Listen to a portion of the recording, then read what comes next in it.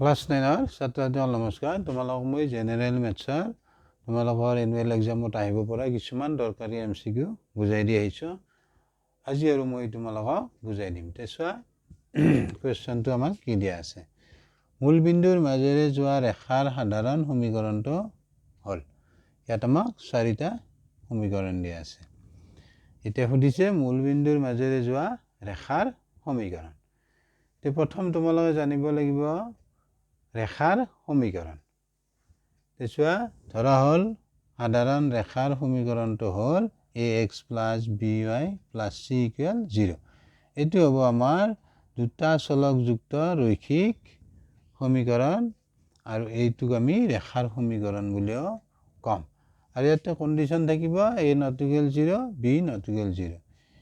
a 0 হ'ব নোৱাৰে b ও 0 হ'ব নোৱাৰে আৰু a b c এই তিনিওটাই ৰিয়েল নাম্বাৰ, বাস্তৱ সংখ্যা। হল বুজি।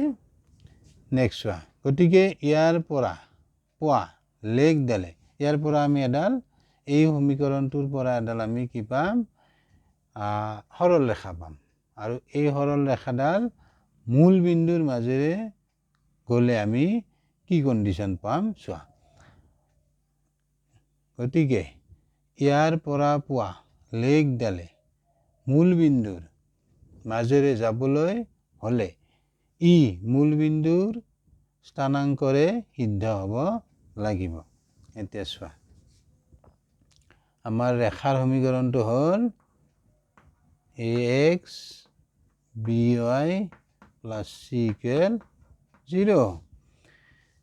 এতিয়া চোৱা এই সমীকৰণটোৰ পৰা পোৱা লেগডাল মূলবিন্দুৰ মাজেৰে যাবলৈ হ'লে এই সমীকৰণটো মূলবিন্দুৰ স্থানাংকৰ দ্বাৰাই সিদ্ধ হ'ব লাগিব। চোৱা সিদ্ধ হ'ব লাগিব।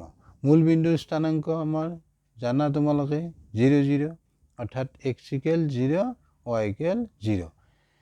x = 0 y = 0 এই সমীকৰণটোত বহাই দিয়া। চোৱা উক্ত সমীকৰণত x = 0 y = 0 বহুৱাই পাওঁ আমি কি কণ্ডিশ্যন পাওঁ। সমীকৰণটো এইটো আমাৰ এতিয়া বহাই দিয়া x = 0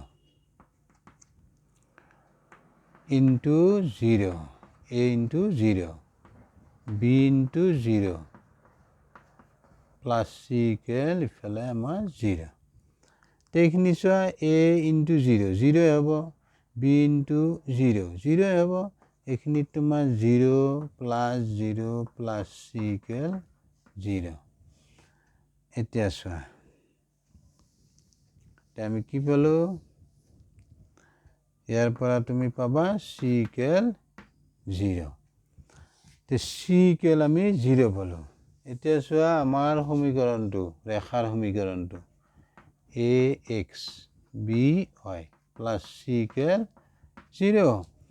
এতিয়া এই ৰেখাৰ সমীকৰণটো মূলবিন্দুৰ মাজেৰে যাবলৈ হ'লে c = কি হ'ব লাগিব 0। আমি এতিয়া c = 0 বহাই দিওঁ। c = 0